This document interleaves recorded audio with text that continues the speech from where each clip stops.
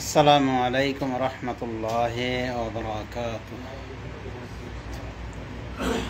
আলহামদুলিল্লাহ রাব্বিল আলামিন ওয়াসসালাতু ওয়াসসালামু আলা নবিয়িনা মুহাম্মদ ওয়া আলা আলিহি ওয়া সাহবিহি আজমাইন ওয়া মান তাবিআহুম বিইহসানিন ইলা ইয়াউমিদ্দিন, আম্মা বা'দ।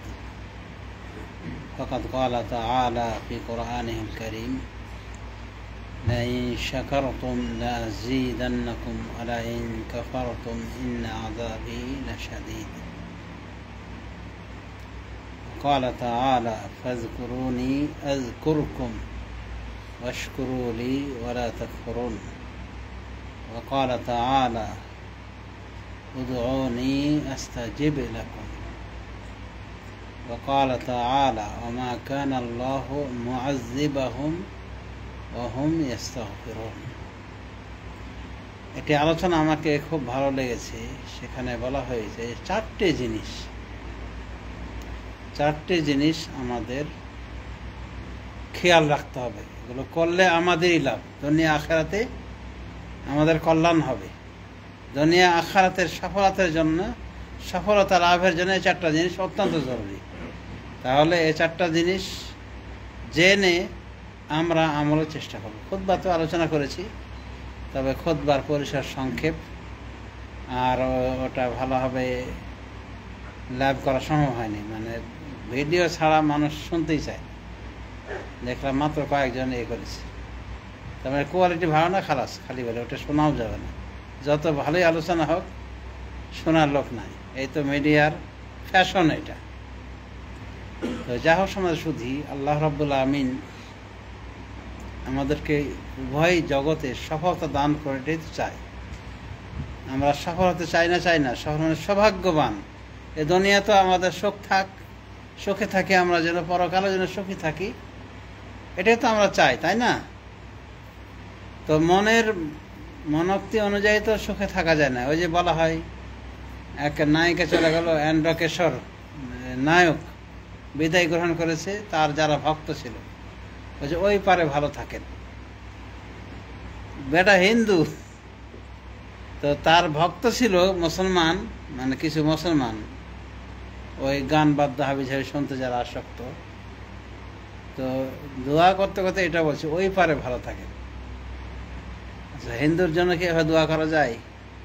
ওর মন চেয়েছে, মানে এই পারে যেমন ওই গান বাদ্য করে করে ওই মানুষকে সুখ দিয়েছে, সেই কথিত সুখ, পরকালে যেন ওইভাবে সুখে থাকে। এই জন্য এন্ডকেশ্বরের জন্য দোয়া। নাউযুবিল্লাহ। কাফের জন্য এরকম দোয়া দেওয়া যাবে? তো মনে ভেবেছে এই দুনিয়ায় যেমন সুখে ছিল, ওই দুনিয়া ওই কালেও সুখে থাকুক। তো সুখ নিজে নিজে ভেবে নিলে তার হবে না। প্রকৃত সুখ কোথায়, কিসে শান্তি রয়েছে, সেটা কোরআন হাদিস থেকে বেছে নিতে হবে। সমাজ শুদ্ধি।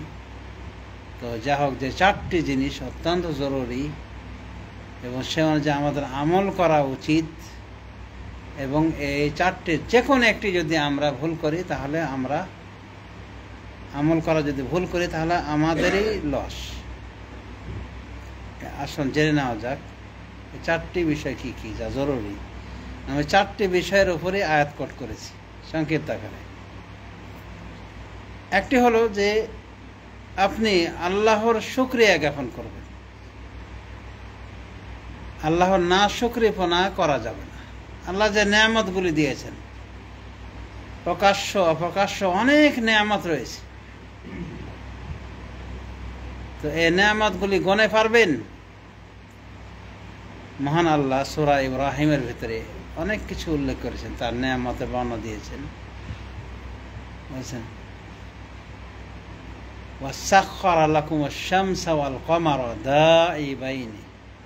তোমাদের জন্য আল্লাহ সূর্য এবং চন্দ্রকে কি করেছেন? তাসখীর করেছে, তোমাদের খেদমতে নিয়োগ করে রেখেছেন। দায়ে বাইনে, যারা অক্লান্ত শ্রম দিয়ে যায়, কোনো প্রকার ক্লান্তি অবসাদ ছাড়াই তারা তাদের ডিউটি করে যাচ্ছে। এটা কারদের জন্য? তোমাদের জন্য। ওয়াসাখখারা লাকুমুল লাইলা ওয়ান নাহার, এবং তোমাদের জন্য, তোমাদের কল্যাণের জন্য রাত দিনের ব্যবস্থা করা হয়েছে। যদি দিনটা লম্বা হতো আর কফিলের কাজ চলতেই থাকতো তাহলে অবস্থা কি হতো? আল্লাহ তার করুণায় রাতের ব্যবস্থা করেছেন, যার কারণে যত পরিশ্রম করি আমরা শুয়ে থাকতে পারলে ওই 8 ঘন্টা, বিষয়ে ডাক্তাররা বলছে 8 ঘন্টা শুয়ে থাকলে ক্লান্তি অবসাদ সব কেটে যায়, আবার সকালে তরতাজা হয়ে যায় আমরা। এটা আল্লাহর নেয়ামত। এর আগে আল্লাহ রাব্বুল আলামিন বর্ণনা দিয়েছেন যে তিনি আল্লাহুল্লাযী খালাকাস সামাওয়াতি ওয়াল আরদ, আল্লাহ তো তিনি যিনি আসমান এবং জমিনকে সৃষ্টি করেছেন, আসমান সমূহ এবং জমিনকে সৃষ্টি করেছেন, এবং আসমান থেকে বৃষ্টি বর্ষণ করেছেন, এবং তা থেকে তোমাদের জন্য ফল ফলাদি এগুলি সৃষ্টি করেছে রিজকাল লাকুম, তোমাদের রিজিক হিসেবে। ওয়া সাখখারা লাকুমুল ফুলকা লিতাজরিয়া সাখখারা লাকুমুল ফুলকা লিতাজরিয়া ফিল বাহরি বিআমরিহি, এবং তোমাদের জন্য ফুলক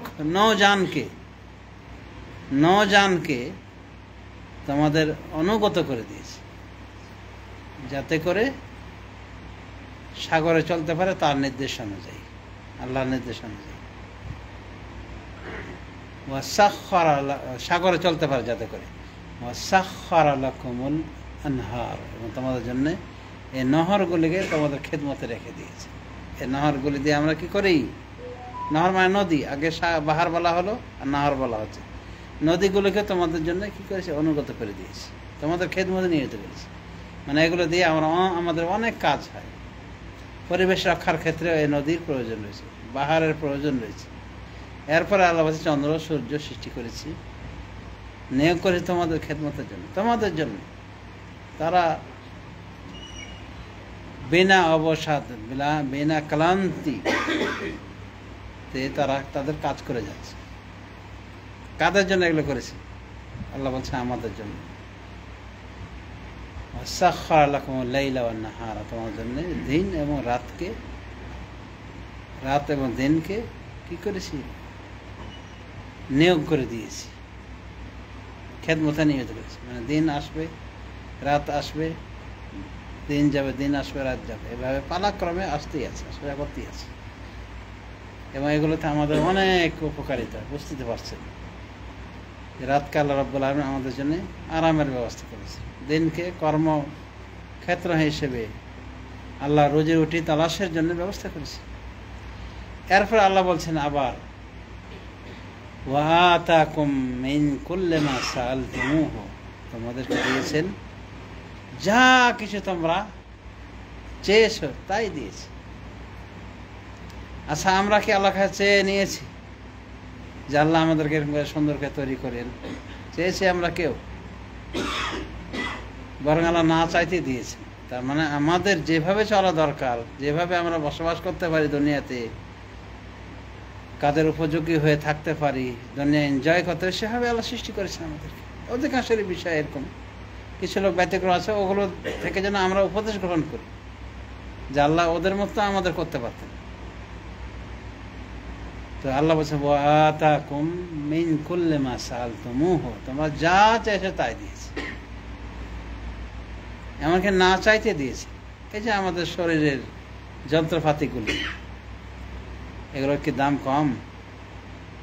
মিডিয়ার যুগে, টেকনোলজির যুগে, প্রযুক্তির যুগে এগুলোর দামও আমরা জানতে পারছি। কোটি কোটি টাকা দামের জিনিস এই শরীরে রয়েছে। তার মানে কোটিপতি, কিসের মিসকিন? ওই যে বলা হয় ভাই কেমন আছে, বলছে আরে ভাই গরিবের ভালো থাকা না থাকা সমান। অকৃতজ্ঞ লোক, কারণ ওর ভিতরে যে যন্ত্রপাতিগুলো রয়েছে ওগুলো যদি সে বেচতে চায় কোটি কোটি টাকার মালিক হবে। যদি এভাবে বেচা শরীয়তের নিয়ম নাই, কিন্তু আল্লাহ তাকে যে সম্পদ দিয়েছে, তো কিভাবে সে বলে যে আমি গরিবের ভালো থাকা না থাকা সমান? একটা চোখ দিয়ে দাও, এখানে কয়েক লাখ টাকা চলে আসবে। কিডনি দিয়ে দাও, এখানে কয়েক লাখ টাকা, বরং কোটি টাকা আসবে। এরকম যন্ত্রপাতি আছে, লিভার কোটি টাকায় বিক্রি হয়, দিয়ে দাও, দেবে। তাহলে কত মূল্যবান যন্ত্রপাতি আল্লাহ ভরে রেখেছেন। কিভাবে এই যন্ত্রপাতিগুলি আমাদের তাসখীর করে দিয়েছেন, নিয়োগ করে দিয়েছেন। এমনিতেই চলছে। এই যে হৃদযন্ত্র যেটা হার্ট, এটা ঘড়ির কাঁটার মতো চলতে টক টক টক টক টক টক করে। আপনি শুয়ে গেছেন, ঘুমাচ্ছেন, তবুও চলছে। সব অবস্থা যদি একটু করে যেন বন্ধ হয়ে যেত, তার মানে কি? এটা কি বলে? Heart attack. এই হৃৎপিণ্ড এবং ব্রেন দুটোর সাথে যোগাযোগ আছে। এখান থেকে রক্ত ওখানে সাপ্লাই দেওয়া হয়, তার মানে চলতে সারা শরীরে রক্তটাকে রিফাইন করে পরিচালিত হয়। কিডনি পরিশুদ্ধ করে, হার্ট ওগুলো কি করে? সাপ্লাই দিয়ে থাকে পরিশুদ্ধ রক্তটা। আর কিডনির কাজ কি?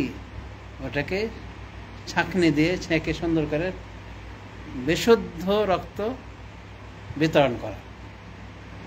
এই কিডনিটা বর্তমান প্রযুক্তির যুগে আমি শুনেছি যে কিডনি বিকল্প বের হয়েছে, কিন্তু করতে পেরেছে বৈজ্ঞানিকরা, কিন্তু এই কিডনির মতো নয়।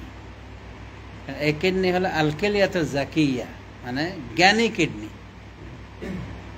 আল্লাহ তৈরি কিডনিটা জ্ঞানী কিডনি, আর যেটা তার বানিয়েছে সেটা তো এরকম টেকসই না।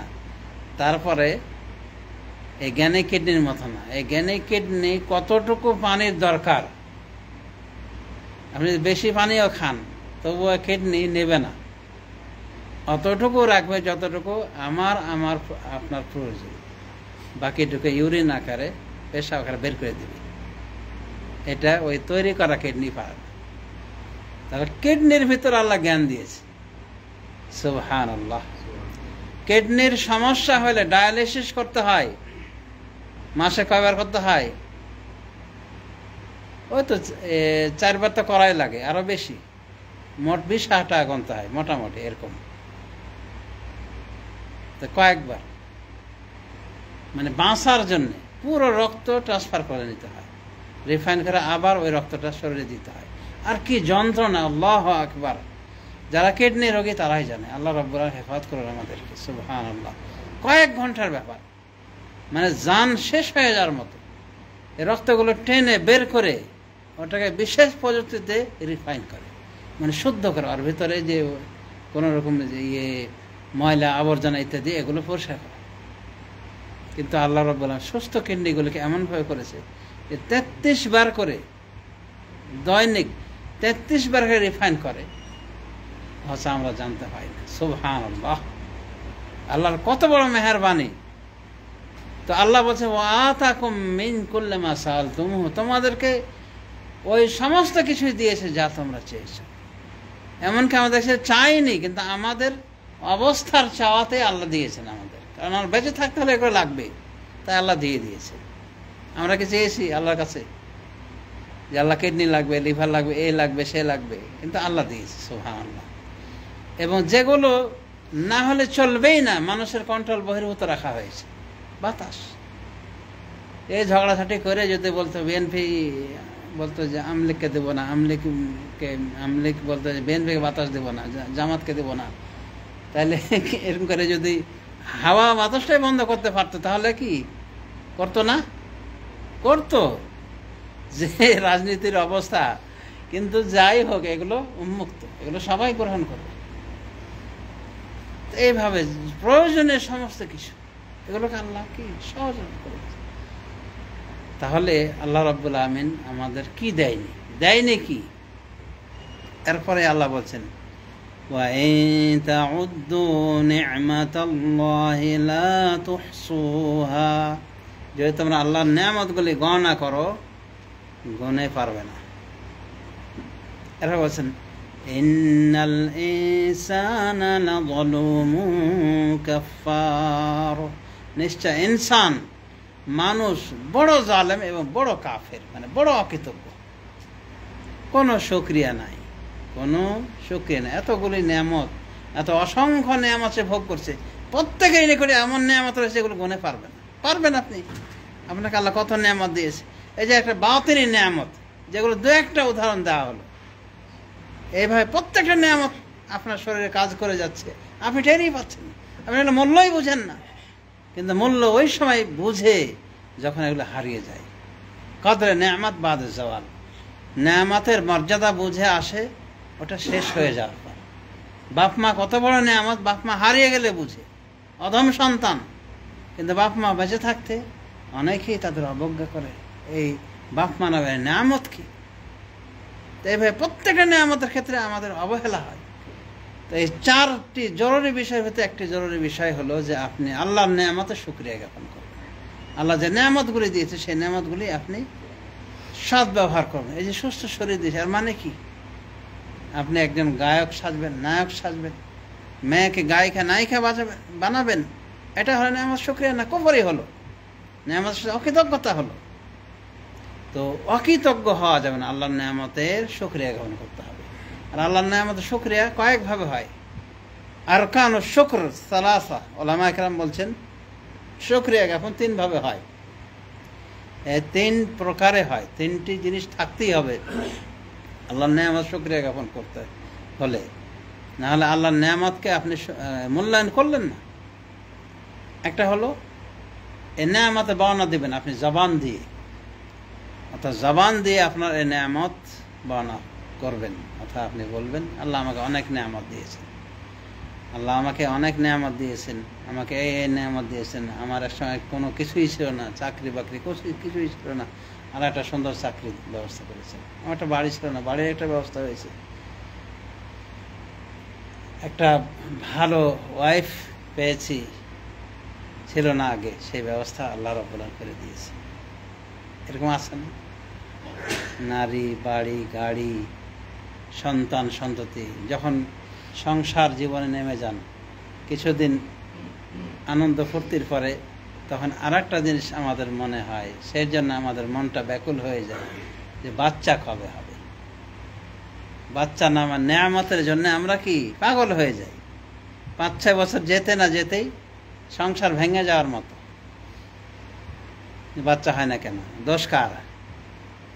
দোষী যদি হয়ে যায় কেউ, বিশেষ করে মহিলা যদি দোষী হয়ে যায়, তার কপাল তো সেরকমই হয়ে যায়, তাকে রাখতে চায় না। এই যে সন্তান সন্ততি নেয়ামত না? এরা নেয়ামতকে নেয়ামত না বন্ধা মানুষকে জিজ্ঞাসা করে দেখেন। আপনি মেয়ে সন্তান পেয়ে বেজার, অথবা মেয়ে সন্তান একটা বড় নেয়ামত। মেয়ে সন্তান যদি ভালোভাবে লালন পালন করেন, একটা মেয়েও যদি হয়, এটা আপনার জান্নাতের ওয়াসিলা এবং জাহান্নাম থেকে মুক্তির কারণ হবে। তাহলে আপনি কোন নেয়ামতকে ছোট মনে করবেন?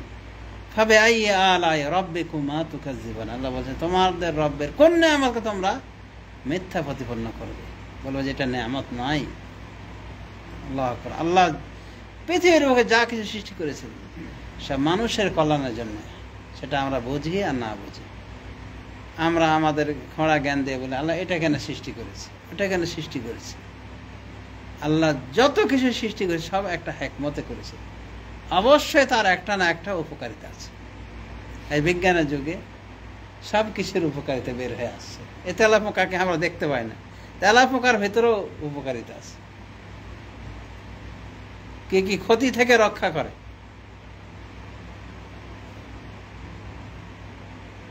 তারপর তেলা পোকা থাকার কারণে এক শ্রেণীর ব্যবসা চলছে, তেলা পোকার ওষুধ বের হয়েছে, নখরচ মেডিসিন, ওর রিজিকের ব্যবস্থা হয়েছে, কোম্পানি রয়েছে, কোম্পানিতে চাকরি করছে মানুষ। মশা, আপনি আমি বলছি মশা ঘ্যান ঘ্যান করে, ফ্যান ফ্যান করে, এতে কি সৃষ্টি করেছে আল্লাহ রাব্বুল আলামিন। আর গরিব দেশে কিন্তু মশার উপদ্রব বেশি, আর সেই জন্য দেখবেন যে মশারি কোম্পানি মাশাআল্লাহ ওদের ব্যবসা চলছে রমরমাট।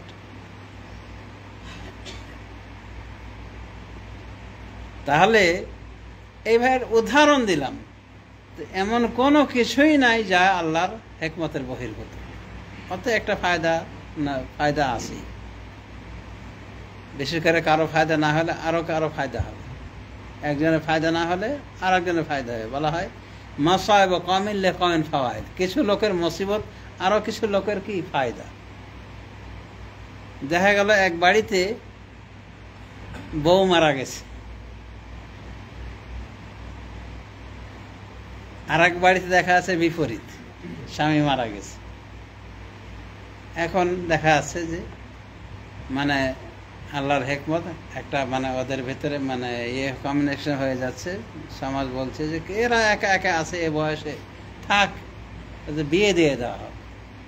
এখন দেখা আছে ওই সংসার শুরু হয়ে গেল, রানিং হয়ে গেছে, বিধবা একটা আশ্রয় পেয়ে গেল। আর ওই বেচারাও মুরব্বী বয়স, বিয়ে তো সাজা করতেছে না, দিতেও চায় না, তো ওর মতো আর একটা হয়ে গেছে। সমস্যা কি? কিন্তু অনেক জালেম পিতা সন্তান এই মুরব্বীদের দুঃখ বুঝে না। ওর খালি চিন্তা আর একটা মেয়ে করে আনলে যদি ওখানে থেকে কিছু জন্মায় তা তো আমার ভাগ কমে গেল, এগুলোই চিন্তা। তো তোর বাপ যে বাপ যদি বিয়ে করতে চায় সমস্যা কি? প্রত্যেকের পরিশ্রমের কামাই প্রত্যেকে নিজের জন্য। সন্তান সন্ততি মানুষ করা আপনার দায়িত্ব। কতদিন মানুষ করার দায়িত্ব? বালেক হওয়া পর্যন্ত, মেয়ের বিয়ে দেওয়া পর্যন্ত। তাছাড়া বাপেরই থাকবে।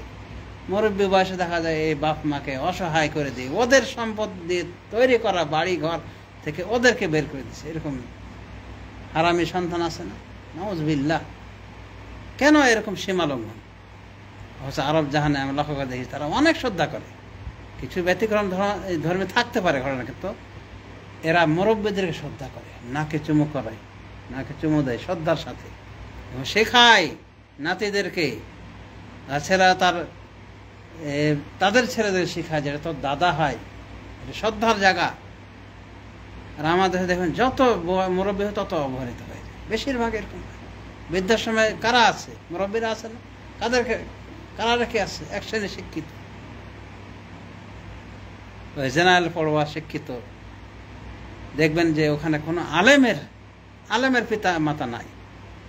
কারণ এলেম এমন একটা জিনিস যে মানুষকে ভদ্র হতে শেখায়, মানবিকতা শেখায়,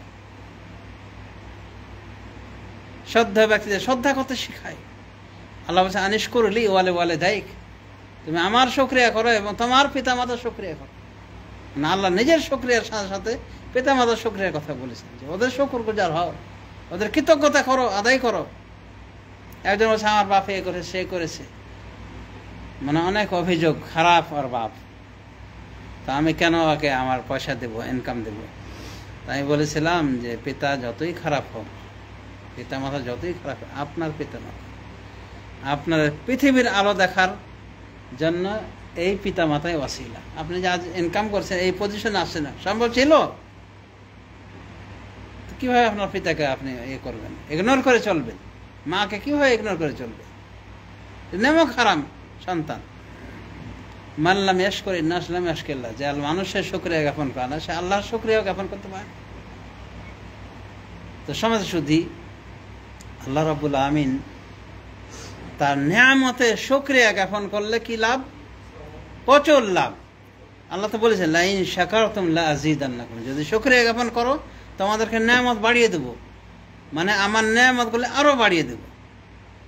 ওয়ালা ইন কাফারতুম ইন্না আযাবি লাশাদীদ, আর যদি কুফরি করো, অকৃতজ্ঞ হও, তাহলে আমার আযাব বড়ই কঠিন। পিতামাতার সাথে কেউ দুর্ব্যবহার করে দেখবেন যে ওর ঘরে এরকম সন্তান জন্মবে যে তার মতোই দুর্ব্যবহার করবে। সে যেমন তার বাপ মার সাথে করেছে, ঠিক ওর সন্তানরা ওর সাথে এরকম করবে। এগুলো সব ঋণ পরিশোধ করাই লাগবে। পক্ষান্তরে আপনি যদি আপনার পিতামার সাথে ভালো আচরণ করেন, ভদ্র আচরণ করেন, দেখবেন আপনার ওরস যা সন্তান করে আপনার সাথে ভদ্র আচরণ করবে। বৃদ্ধ বয়সে আপনার টেক কেয়ার নেবে। যেমন কর্ম তেমন ফল। তো সমাজে শুধু নেয়ামত আপনি গনে পারবেন না। এবং বাতের নেয়ামতগুলি, এই যে কয়েকটা উদাহরণস্বরূপ দিলাম যে আমাদের শরীরে কোটি কোটি টাকার সম্পদ রয়েছে, নেয়ামতগুলো তো আমরা জানতামই না। আমি অনেকদিন নিজেই আমি বুঝতাম না কিডনি কোনটা, মানে ছোটবেলার কথা। বিশেষ করে ওই মনে করেন বেশি খুব একটা কমও না, 15, 16, 20, 18, 20 এরকম কিডনি কোন জায়গা আছে আমি জানি না, বুঝতে পারতাম না। এখন হয়তো অনেকে জানি না, স্বাভাবিক। তার মানে এত বড় একটা নিয়ামত, আপনার জীবনের লাইট বলা হয়। বাল্ব, দুটো বাল্বের মাধ্যমে আপনার জীবন চলছে, এবং আল্লাহ রাব্বুল কতটা দয়া করেছেন, একটা বাল্ব হলেও আপনি চলতে পারতেন। কিন্তু আরেকটা এক্সট্রা দিয়েছেন, যাতে করে যদি কোনো রকম বিকল হয়ে যায় এটা কাজ করবে, তারা এটা কাজ শুরু করবে। তার কিডনি যে দান করে, দানটা বিতর্কিত, প্রথমে দেওয়া জরুরি না, কারণ হতে পারে আপনার ওই কিডনিটা বিকল হয়ে যাবে, তখন আপনি তো আর এক কিডনির মহতাজ হয়ে যাবেন। আর যদি দান করেই দিয়ে একটা কিডনি, তো মৃত্যু তো আপনার নিশ্চিত। শেখ আলবানী রহমাল্লাহ বলছেন যে আমার কিডনি অনেক আগে একটা শেষ হয়ে গেছে, আমি যদি একটা কিডনি দান করে দিতাম তার মানে কি মত, তার মানে হলে মত। তো যা হোক, তো এই যে কিডনি কত মূল্যবান জিনিস, অথচ জানি না কোন জায়গায় আল্লাহ কি রেখেছেন। আর প্রকাশ্য নেয়ামত কত দেখতে তো পাচ্ছেন। এই যে মনে করেন যে ভালো একটা চাকরি, ভালো অবস্থানে থাকা, ঘর বাড়ি ভালো থাকা, ভালো স্ত্রী পাওয়া, সম্পদ মোটামুটি অর্জিত, খাওয়া দাওয়ার মতো চলা, সন্ধ্যার সাথে কথাবার্তা শুনছে, এগুলো সবই নেয়ামত। আপনি কোন নেয়ামতের শুকরিয়া জ্ঞাপন করবেন?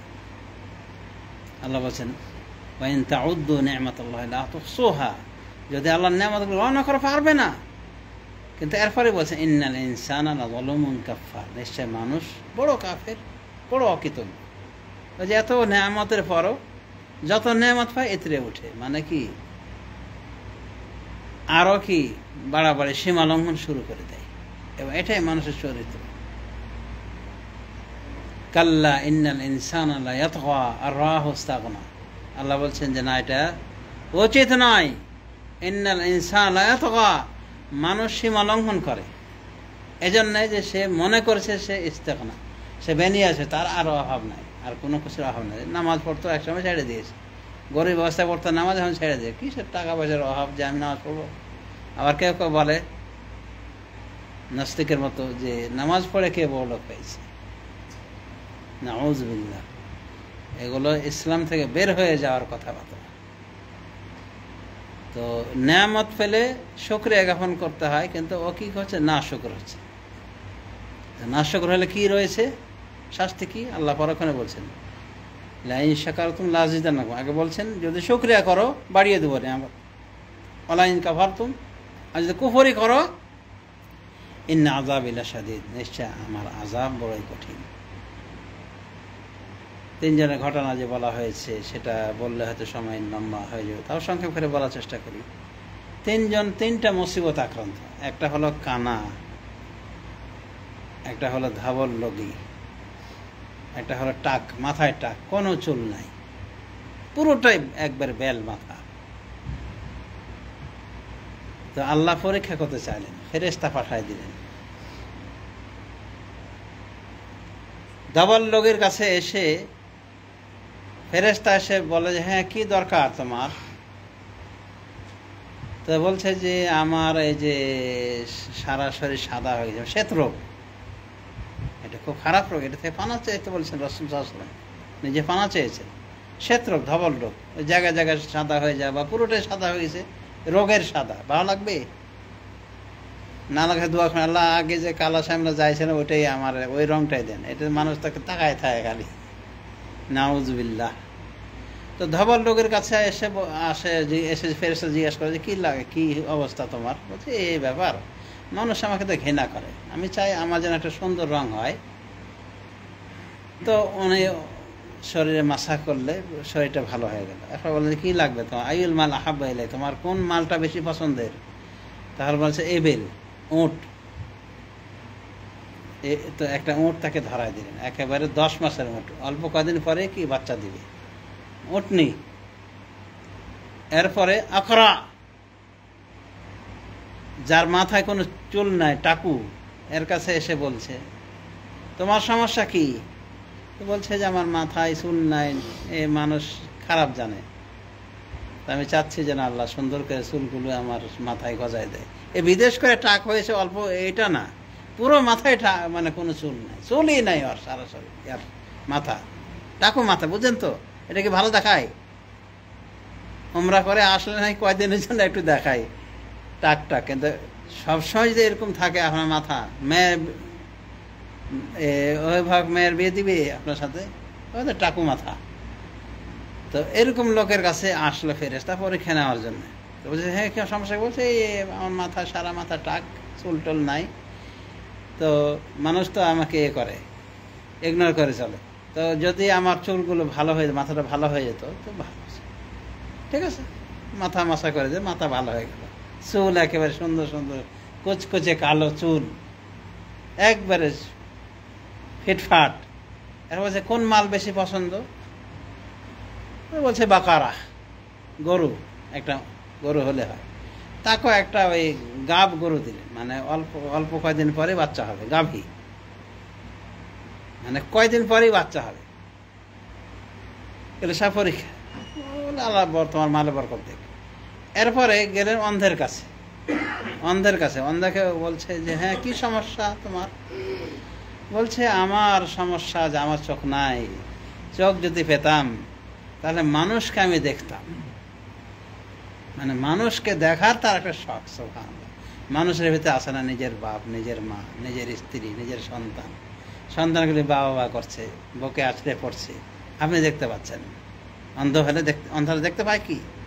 তো তার মনের আকতিটা ওই ফেরেশতাকে বললেন যে আমি আল্লাহ যদি আমার চোখটা ফেরত দিতেন, কাই অবসরার নাস, মানুষকে দেখতাম যাতে করে আমি দেখতে পাই, এটাই আমার চাওয়া পাওয়া। তো ফেরেশতা মাসা করে দিলেন মাথা, মানে তার চোখ মাসা করে দিলেন, চোখ একবারে তাজা হয়ে গেল, সুন্দরভাবে দেখতে পাচ্ছে, মানে কোনো সমস্যাই যেন ছিল না। এখন বলছে কোন মাল বেশি পছন্দ তোমার নিকটে? বলছে যে বকরি, ছাগল, এগুলো হলে ভালো হয়, একটা হলে ভালো হয়, ওটা দিয়ে করে গরমে খাবো। তাকেও একটা কি গাব বকরি দিলেন, মানে অল্প কদিন পরে বাচ্চা হবে। ওদেরকেও কিন্তু ওই ওই ওই গাভী জাতীয় দেওয়া হয়েছে, মানে অল্প কদিন পরে বাচ্চা হবে। যাকে উঁট দিয়ে তারও অল্প কদিন পরে বাচ্চা হবে, 10 মাসের গাভ উঠনে দিয়েছিল, একে যে গাভী দিয়েছিল তারও কয় মাস পরে, অল্প কদিন পরে বাচ্চা হয়ে যাবে। বকরিওয়ালাকেও বকরি একটা দিলেন, এরও কদিন পরে বাচ্চা হয়ে যাবে। তো এগুলো ছিল তাদের উপর পরীক্ষা। ফেরেশতা পাঠিয়ে এদের পরীক্ষা নিলেন আল্লাহ রাব্বুল আলামিন, এদেরকে পরীক্ষায় ফাঁসালেন। তাহলে এই সমাজের ভিতরে 3 শ্রেণীর লোক উপেক্ষিত থাকে না। ধবল লোককে মানুষ ভালো চোখে দেখে না, তারপরে যে মিসকিন হয়, এমনি মিসকিনও দেখে না, কাঙ্গাল হলে ভাবে কেউ চিনে না, বলে না? তো সেখানে কাঙ্গাল আর এই সমস্যা, কেউ টাকুওয়ালা, কেউ ধবল রোগী, আবার কেউ কি কানা। এগুলো সমাজের উপেক্ষিত মানুষ না। কিন্তু এবার ফেরেশতা যে এসে তাদের সমস্যা দূর করে দেন, দূর তো আল্লাহ করেছেন, কিন্তু ফেরেশতা ওসিলার কাজ করে, আল্লাহ তাকে পরে খেঁসে পাঠিয়েছেন, অথরিটি দিয়ে পাঠিয়েছেন। এখন পরবর্তী কি অবস্থা লক্ষ্য করে দেখেন, উনি চলে গেলেন, সবার মালে বরকতে দোয়া করলেন। অনেক অনেক দিন পর এর ভিতরে ওই উঁটওয়ালার 1 পাল উঁট হয়েছে। উঁটগুলো চড়ার জন্য ওই রাখা হয়েছে, মানে সেরা ধনী এলাকার হাজিনের সেরা ধনী কে? ওই ধবল লগি মিসকিনটা সেরা ধনী, এও সেরা ধনী। গরু যাকে দেওয়া হয়েছিল টাকুওয়ালা, এখন কি মিসকিন নাই, টাকুও নাই, মিসকিনও নাই, এখন সেরা ধনী এলাকার। এদিকে অন্ধ, সেও কিন্তু এখন আর অন্ধ নাই, মিসকিনও নাই, তার মাঠ ভরা বকরি। ফেরেশতা পরীক্ষার জন্যই কিন্তু এগুলো করেছিলেন। এবার পরীক্ষার মানে চূড়ান্ত পর্যায়ে অনেকদিন পর আসেন, এর ভিতরে এদের এত মাল হয়ে গেছে। তো ওই ধবলওয়ালা রোগীর কাছে এসে বলছে যে আল্লাহ রব্বুল আপনাকে এত সুন্দর রং দিয়েছেন, স্কিন দিয়েছেন, সে আল্লাহর দোহাই দিয়ে বলছি, আমি একটা মিসকিন মানুষ, মুসাফির, সফরের সম্বল হারায় শেষ হয়ে গেছে। তো যে আল্লাহ আপনাকে এত ধন সম্পদ দিয়েছে, এত সুন্দর চামড়া দিয়েছে, তার দোহাই পেড়ে বলছি যে আপনি একটা আমাকে কি দেন, একটা উঁট দেন, উঁটটা দিয়ে আমি কি আমার সফরের কাজটা করি, বেচা খেচে সফরের কাজ লাগাই দেবো আমি। তো ও যে বললো যে আল্লাহ দিয়েছে, এটা তার মাইন্ডে রাইজ, বলছে না, এটা ওয়ারেসতুহু কাবেরান কাবের, বলছে এগুলো আমি পুত্রের সূত্রে পেয়েছি, মানে আমার বাবাও জমিদার ছিল, তার বাবাও জমিদার, জমিদার সূত্রে আমরা এটা পেয়েছি। মানে ধবল রোগী এইটা বলছে, ওই শ্বেত রোগী। তখন বলছে ওই ফেরেশতা কিন্তু ফেরেশতার আকৃতিতে আসেনি, ওই আগের মতোই মানুষের আকৃতিতে, বা তাদের আগের যে অবস্থা ছিল দুটোই বলা হয়েছে। মানে টাকুর কাছে টাকু অবস্থায়, এটাও একটা অবস্থা হতে পারে, বা ওই ওই লোক মানে যে লোক আসছিল, এক কথায় তার সেই সুরতটা নিয়ে আসছিলেন, যে সুরতে তাদেরকে এগুলো সাহায্য করে গিয়েছিলেন। তখন বলছি কান্নি আরে ফোকা, আমি তো মনে হয় চিনছি তোমাকে, তুমি এরকম না, তোমার রং ছিল না, রং আল্লাহ দিয়েছে, ধবল রোগী ছিলে, রং দিয়েছে, মিসকিন ছিলে, আগনাকাল্লাহ, আল্লাহ তোমাকে ধনী বানিয়েছে। তো উত্তরে সে কি বললো, না ওয়ারেস তো কাবের কাবের, বড় থেকে বড় পেয়েছি, বড়র থেকে বড় থেকে পেয়েছি, মানে সারা বংশ আমার জমিদার। আর একটা উঠতে চেয়েছে, তো ওর উত্তরে কি বলছে, আল হকুক কাসীরা, আরে হকদার তো অনেক, সবাই চাই হবে, কারে দেবো আর কারে দেবো না, স্বীকার করে বস, একটা উঠেও দিতে চায় না। তখন ওই ফেরেশতা বললেন যে যদি তুমি সত্যবাদী হয়ে থাকো, যে এটা বংশের সূত্রে পেয়েছো, তা তো ভালো কথা, আর মিথ্যাবাদী হয়ে থাকলে আগের জায়গায় আল্লাহ নিয়ে যাবে, আগের জায়গায় আল্লাহ পৌঁছায় দিবে তোমারও। এর পরীক্ষা শেষ। এবার টাকুওয়ালার কাছে আসলো, টাকুওয়ালাকে একইভাবে অনুনয় বিনয় করে বলছে যে আমি একটা মোসাফির মানুষ, আমার সফরের সম্বল হারায় গেছে, তো যে আল্লাহ তোমাকে এত গরু দিয়েছে, মাঠ ভরা গরু, আর তোমার এই মাথার এত সুন্দর সুন্দর চুল দিয়েছে, এগুলো বলার কারণ হলো যাতে করে স্মরণ হয়, অতীত স্মরণ করে, আর ওনার মাধ্যমে তো এগুলো হয়েছিল। একটা গরু আমাকে দাও, যাতে করে আমার কাজটা চালাই দিতে হবে, সফরের কাজ। ও একই উত্তর দিল আগের মতোই, যে অনেক হকদার, কাকে দিব আর কাকে দিব না। আর ও একইভাবে বললো যে এগুলো প্রত্যেক সূত্রে পাওয়া, আমার প্রত্যেক সূত্রে পেয়েছি, মানে জমিদার বংশের লোক। এইভাবে তার বংশ পরম্পরায় চলে আসছে এই জমিদারি, মানে এত এত গরুর মাঠ, মানে গরুর পালের অধিকারী। সে যেমন ছিল, তার বাপ ছিল, তার দাদা ছিল। তো ফেরেশতা হয়ে বলে যে যদি মিথ্যাবাদী হয়ে থাকো, আগের জায়গায় ফিরিয়ে দিবে। ও কিন্তু বলেছিল যে আমি কিন্তু তোমাকে চিনতে পারছি, তুমি কি এরকম ছিলে না। এত কিছু বলার পরও কিন্তু ভুলে গেছে অতীতকে। এরকম অনেক অকৃতজ্ঞ আছে না, একসময় নিজেই মিসকিন আর মিসকিন দেখলে ঠিক হয়। তো ফেরেশতা বললেন যে যদি মিথ্যাবাদী হও, আগের জায়গায় আল্লাহ ফিরিয়ে দিবে, বা বদদুয়া দিয়েছিলেন আগের জায়গায় আল্লাহ তোমাকে ফিরিয়ে দেখ।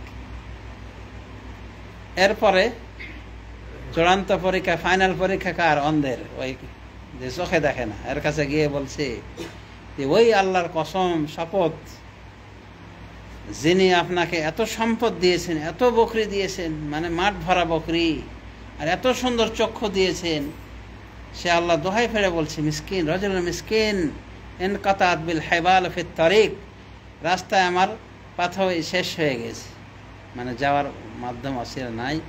তো যে আল্লাহ আপনাকে এইভাবে মালামাল করেছেন, এত সুন্দর করে চেহারা সুরত দিয়েছেন, চোখ ফিরিয়ে দিয়েছেন, মিসকিন থেকে আপনাকে ধনী করেছেন, ওই আল্লাহ দোহাই দেওয়া বলছে একটা বকরি দেন, একটা বকরি, একটা।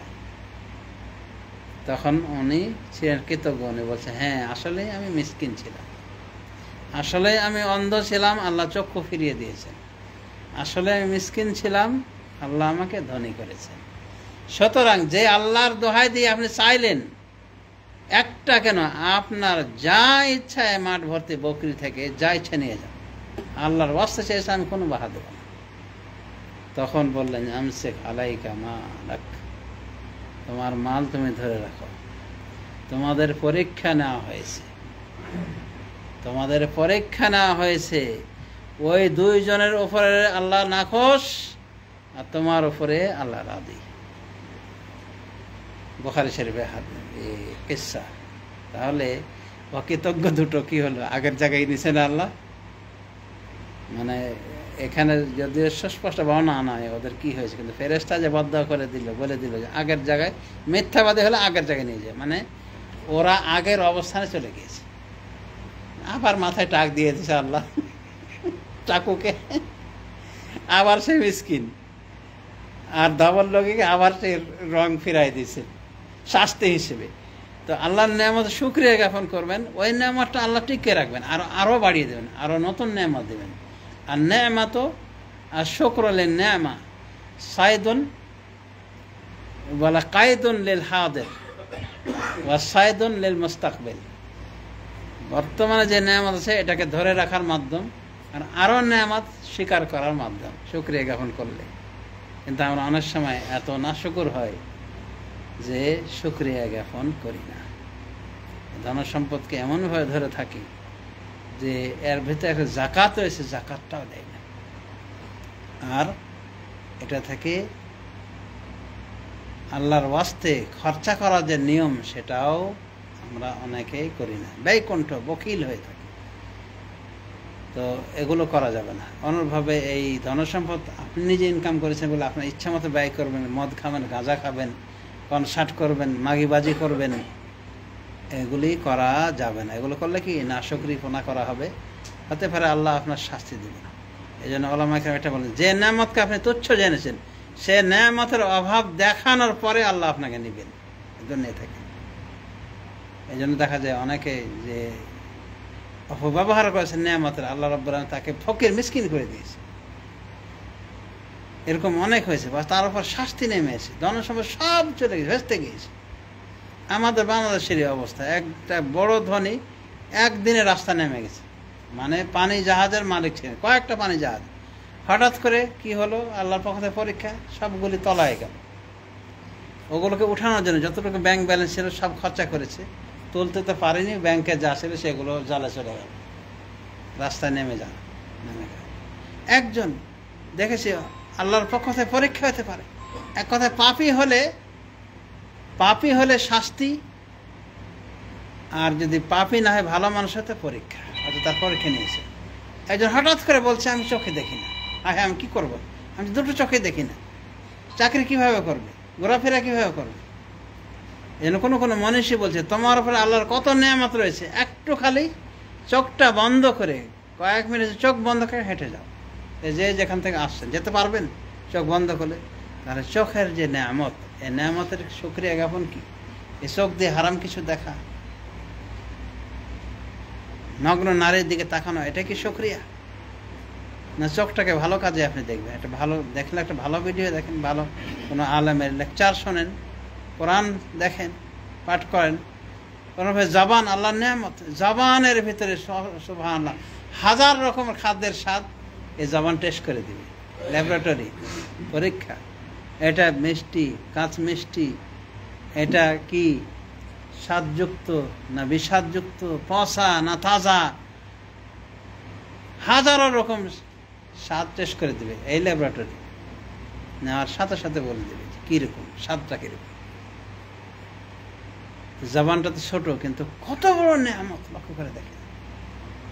এই জবান দিয়ে কি করতে হবে? নেকির কাজ করতে হবে, নেকির কথাগুলি বলতে হবে। সুবহানাল্লাহ, আলহামদুলিল্লাহ, ওয়ালা ইলাহা ইল্লাল্লাহ, আল্লাহু আকবার।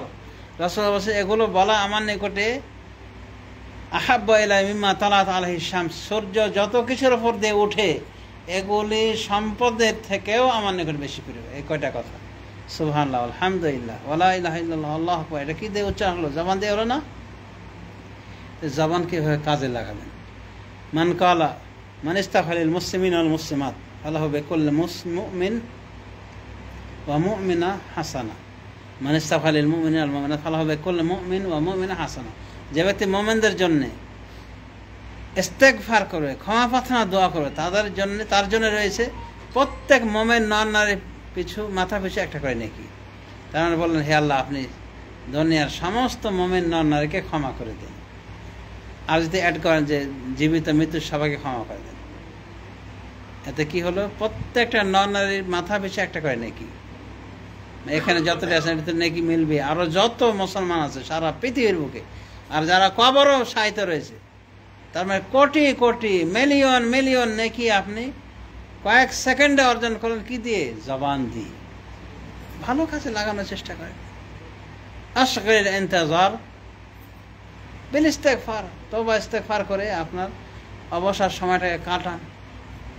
একটু অবসর পেয়েছেন, বলেন সুবহানাল্লাহ, আলহামদুলিল্লাহ, লা ইলাহা ইল্লাল্লাহ, আল্লাহু আকবার, লা ইলাহা ইল্লাল্লাহ। আফজালুদ দুআ লা ইলাহা ইল্লাল্লাহ। রাসূলুল্লাহ বলেছেন সর্বোত্তম দোয়া হলো লা ইলাহা ইল্লাল্লাহ বলা, না আলহামদুলিল্লাহ বলা। আফজালুদ দুআ আলহামদুলিল্লাহ, ওয়া আফজালুজ যিকরি লা ইলাহা ইল্লাল্লাহ। সর্বোত্তম দোয়া আলহামদুলিল্লাহ বলা, আর সর্বোত্তম জিকির হলো কি? লা ইলাহা ইল্লাল্লাহ। তো বলেন লা ইলাহা ইল্লাল্লাহ, লা ইলাহা ইল্লাল্লাহ, লা ইলাহা ইল্লাল্লাহ। ওই ভণ্ড জিকির না, ইল্লাল্লাহ ইল্লাল্লাহ, বা শুধু হু হু হু হু, এগুলো সব ওই ভণ্ড পীরের শেখানো জিকির। ভণ্ড পীর ভালো পীর সব একই, মানে জিকিরের মডেলের ক্ষেত্রে কোনো মডেল নাই। রাসূল সাল্লাল্লাহু আলাইহি ওয়াসাল্লাম যেভাবে সেভাবে জিকির করতে হবে। আর ওই মাতলামে জিকির, বান্দরামে জিকির না। জিকির করতে করতে লাফিয়ে উঠে গেছে সামিয়ানার পরে, পীরের ঘাড়ে উঠে গেছে, বা বলছে মাতাল হয়ে যায়, আরে এই তো খোদা, আল্লাহর খোদার কোন যায়, এই তো খোদা, মানে খোদার বলা ঠিক না। তা খোদা বলতে আল্লাহকে বোঝানো হয়, মানে ওর পীরকে বলছে এটাই তো আমার আল্লাহ। নাউযুবিল্লাহ। এইসব ভণ্ডামি জিকির না, প্রকৃত জিকির করতে হবে। তো যাওয়ার সময় শুধু আল্লাহর নেয়ামত, এগুলো অনেকভাবে আমরা ভোগ করে থাকি। এই চোখ আল্লাহর অনেক বড় নেয়ামত। বললাম না যে আপনি এই আলোচনার শেষে চোখ বন্ধ করে 2 মিনিট যান, বা চেষ্টা করেন নিজের বাসায় যাওয়া, পারবেন?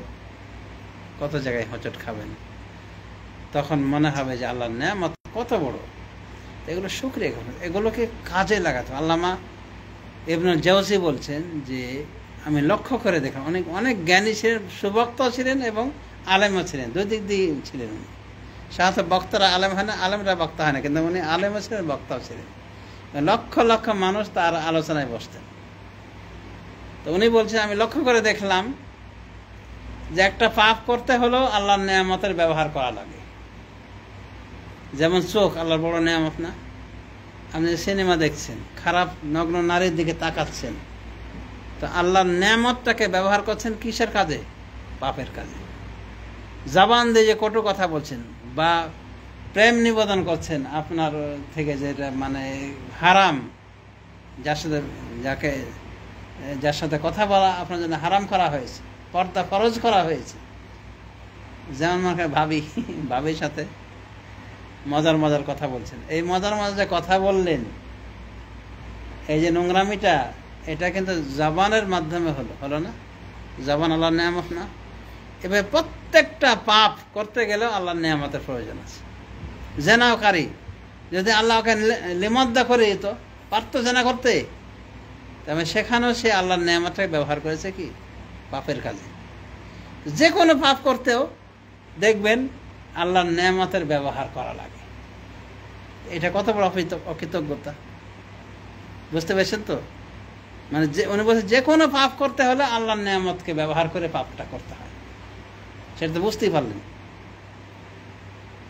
তো সমাজ শুদ্ধি, তাহলে 1 নম্বর বিষয় হলো যে নেয়ামতের শুকরিয়া করতে হবে, অকৃতজ্ঞ হওয়া যাবে না। সে নেয়ামত বিভিন্ন ধরনের হতে পারে, ধন সম্পদের নেয়ামত হতে পারে, সন্তানের নেয়ামত হতে পারে, স্বামী স্ত্রীর নেয়ামত হতে পারে, বিভিন্নভাবে। এক কথায় নেয়ামতের কোনো শেষ নাই। আল্লাহ বলছেন যদি গুণে পারবে না, আল্লাহ এরকম অসংখ্য নেয়ামত আপনাকে দিয়ে রেখেছে।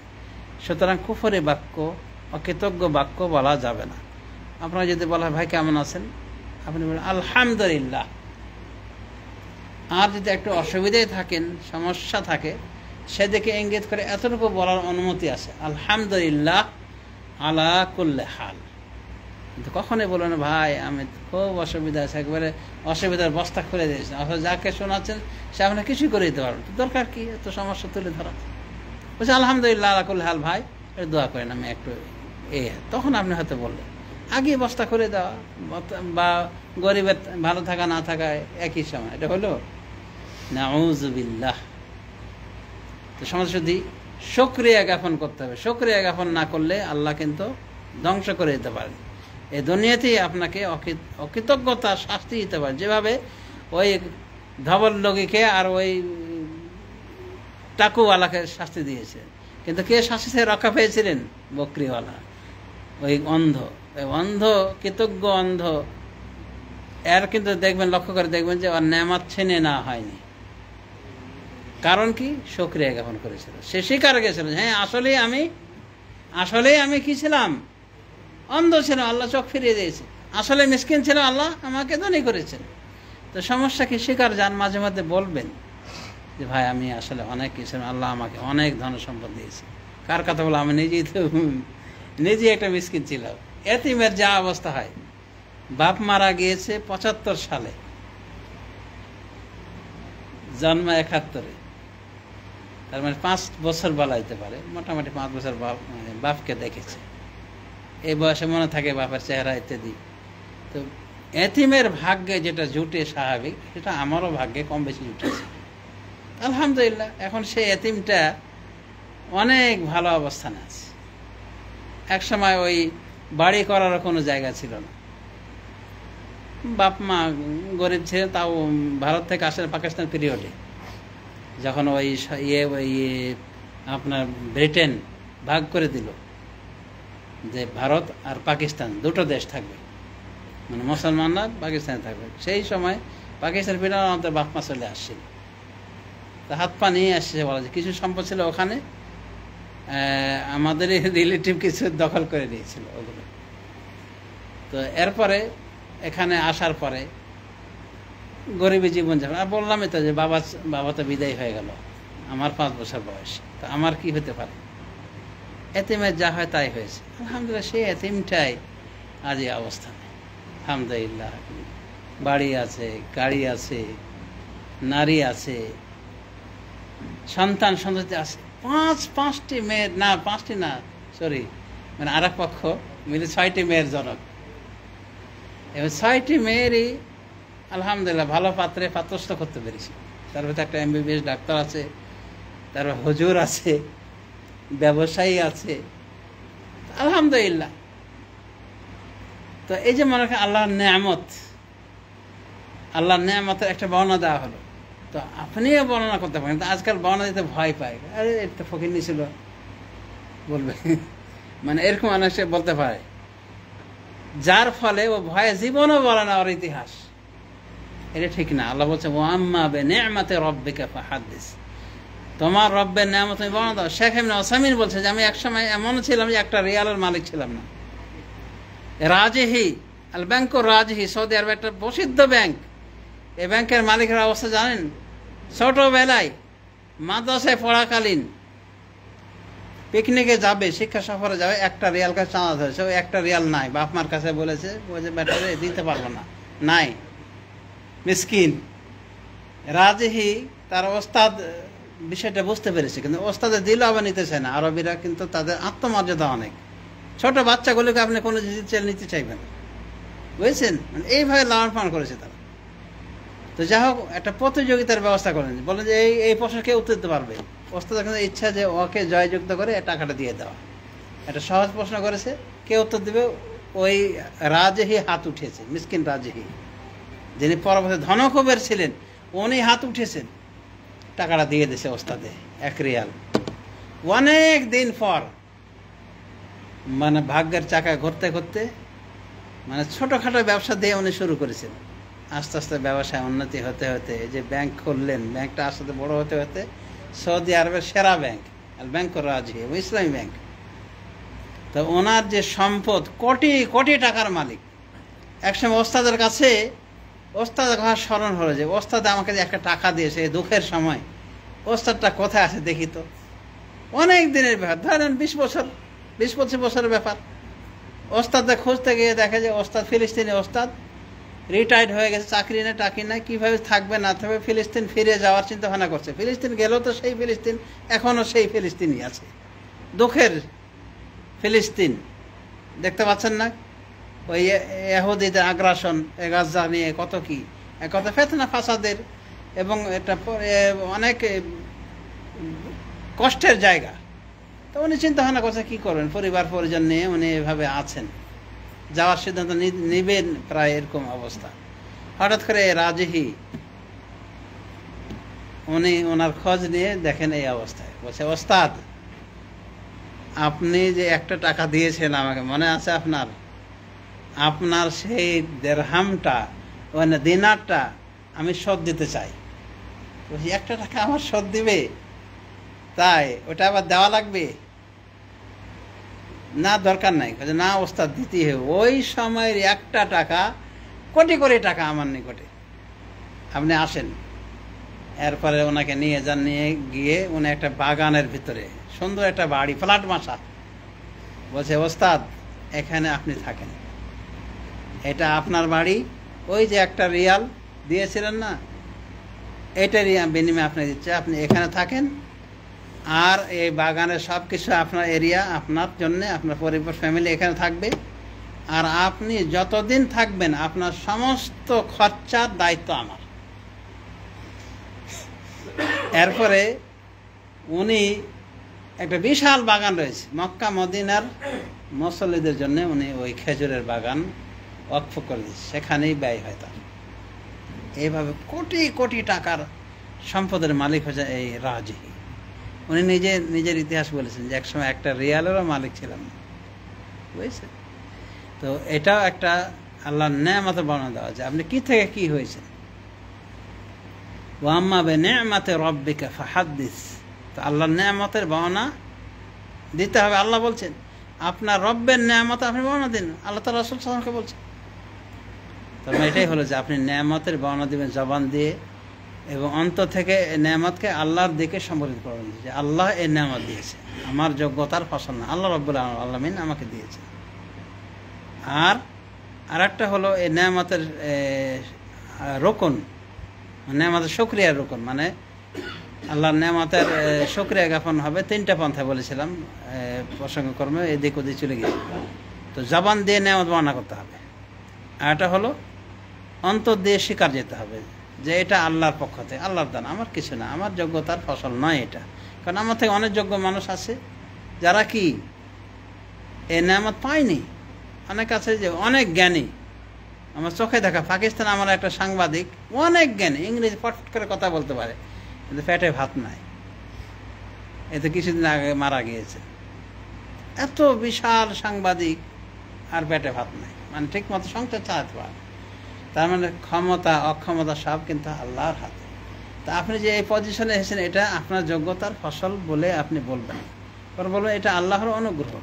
আরটা হলো কি নেয়ামতের রোকন, নেয়ামতটা সদ্ব্যবহার করবেন, অকৃতজ্ঞ হয়ে যাবেন না, ধনসম্পদের অপব্যবহার করবেন না, বা যে নেয়ামত দিয়েছে সে নেয়ামতের অপব্যবহার করবেন না।